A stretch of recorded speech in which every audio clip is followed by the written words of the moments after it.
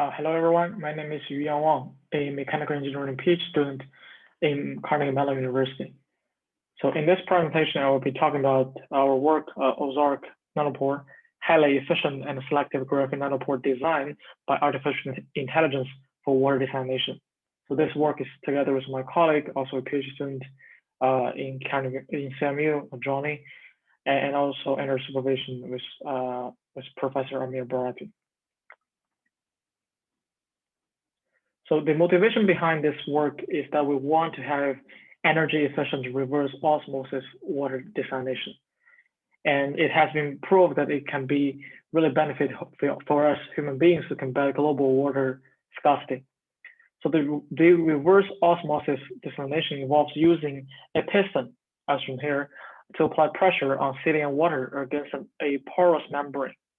So here the membrane contains the nanopores that are designed by human beings. So that membrane will fill out the ions while allowing fresh water to pass through the pore. The geometry of the pores actually plays a really significant role on the desalination performance. So one example is shown here. So as you can see on the left part is one nanopore with area approximately 64, and the water flux is 73 molecules per nanosecond, and the ion rejection is more than 98. However, on the right, you can see with approximately the same area as the left one, the flux is lower, and also they have a lower ion rejection. So therefore, our goal is to find an optimal nanopore that maximize the water flux while keep high ion rejection. So namely, as shown here, so left nanopore structure is preferred for efficient water desalination. So however, there are a lot of challenges associated with pore optimization. For example, there are millions of possible pore geometries, while evaluating only like 1,000 of them using traditional molecular dynamics simulation takes more than 4 years on a 56 core CPU cluster. So the question is there any time and cost efficient method for the nanopore optimization? And the answer is yes, through deep reinforcement learning, and that's what we did in this work. So here we introduce the deep reinforcement learning pipeline for optimizing graphene nanopores. So basically we have the graphene as shown here. At each time step, we first do Gaussian kernelize, and we get the image of the graphene structure. And we feed that to the water desalination property prediction network, which is modeled by ResNet50. So we feed that to the ResNet50, and we then feed that into another further connected neural network to get the predicted water flux F. Similarly, we feed this Gaussian kernelized graphene to ResNet50, another ResNet50, and get a predicted ion rejection rate. And we use these two to calculate the reward function as shown here. So the reward function is alpha times the flux plus sigma of IT minus sigma F1. So here F is the flux rate and I is ion rejection rate. And alpha in our case is set to be 0.01. Sigma here is a generalized sigmoid function. So basically, the main idea with this sigmoid function is that when we have the ion rejection rate smaller than 90%, the generalized sigmoid function will give a really large penalty here. Whereas if you have a ion rejection rate with ion rejection rate greater than 90%, we will say, okay, this is a feasible or reasonable nanopore structure. So there will be not much penalty for the ion rejection rate greater than 90%. All right, based on the predicted water flux and ion rejection, we get a reward function. And also, given the graphene structure, we can get the fingerprint and also all of the atom coordinates. We concatenate that with the geometrical features extracted from the ResNet50, so that we have the state to express the current graphene structure. And given the current state, we can get the candidate atoms, which are the atoms around the atoms at the edge of current nanopore. And given the candidate atom and the rho function, we use the deep Q network to give the prediction of what should be the next step, namely which atom should be removed among all of the candidates. So after we pick the atom, namely the action here, we will decide the atom to remove, and we will have the next graphene structure. And so this goes as the iteration. So this is whole pipeline for this DRL agent for nanopore optimization.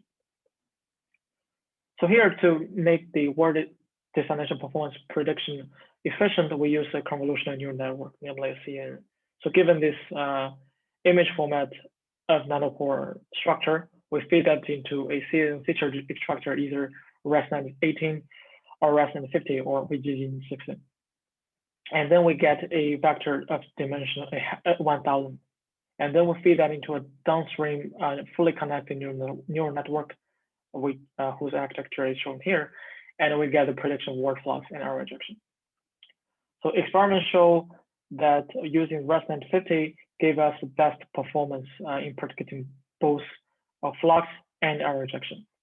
And the model is trained on our data set with approximately 4,000 samples, augmented from approximately 200 simulation results using MD. And here we show some results from training of the DRL. We trained 10 models with different initial states, and the red line in each figure represents average value, and blue shadow represents standard deviation. So we can see shown in figure A that the cumulative was stabilized after around 2000 episodes of training. And also we can observe from this figure B that a cumulative was versus the time step actually increases as the well-trained DRL agent runs. And as we can see in figure C, is the number of removed atoms versus time step. So the DRL agent actually learns to stop the growth of the nanopore after like 40 time steps, and approximately the total number of removed atoms is 40. All right, and the figure D and figure E shows the word flux and error injection versus the time step. So you can see approximately we can have a reasonable word flux while maintaining a high error injection rate. And showing figure F here is the evolution of the nanopore designed by the DRL agent. So we can see at the very beginning only the middle one is removed, and then gradually the DRL agent enlarged the size of the area of a pore, and after say 40 steps, you can see that the pore stop growing. So that's the result we get from our DRL agent.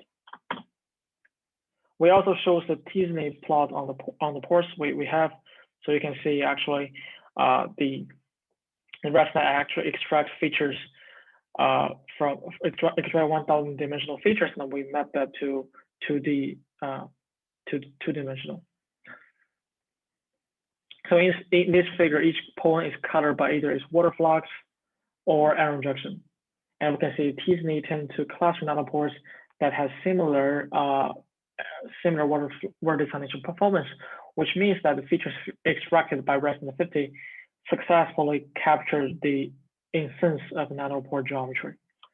And also we should mention that that exploring 8,000 graphene nanopores could take 33 years if we use conventional MD simulations, whereas using the deep learning based predictor, it only takes like hours. Also, we want to investigate how's the performance of the DRL generated nanopores.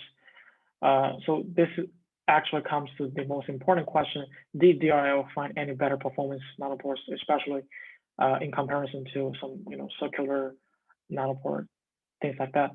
So as this figure shows, we can see that compared to a normal circular nanopore, some DRL generated pores can allow the same amount of word flux while remaining while having a more than 70% higher ion rejection. So this indicates that the capability of optimizing the graphene nanopore for the goal of energy efficient water desalination. We further investigated the reason behind the high ion rejection rate of DRL generated pores, distribution of water molecules, and DRL generated pores and the circular pore have been visualized here. So from the ion distribution, which is marked by red dots, we observe that ions can traverse the circular pore evenly through the entire central area of the pore. So you can, as shown here, the distribution of water molecules and ions in the circular pore are in a homogeneous pattern. So pretty much they're all circular. Whereas in the corners inside the DRL generated nanopores are small to let the ions going through, whereas it is large enough for the water to go through the pore area. So with the knowledge that ions are covered by a hydrogen shell during transport through a nanopore, it can be seen that ion-free zones inside the DRL generated nanopore obstruct the transversing of ions with this hydrogen shell by steric effect. We also show some result here, like the schematic showing how ions are blocked by DRL generated pores due to the steric effect. Ions with their hydrogen shell are too large to pass through the corner area, so as shown here. Whereas the water molecules can freely go through the DRL generated pores. All right, lastly, we show the figure of the lake of Ozark in comparison with our DRL generated nanopores. So you can see the lake of Ozark have all of these tiny corners similar as our DRL design nanopore. So we just named the DRL design nanopores the Ozark nanopore, where the magic of these DRL nanopores lies in these corners, since the water can go through while the ions are blocked by these corners. All right, thanks. That's all I have.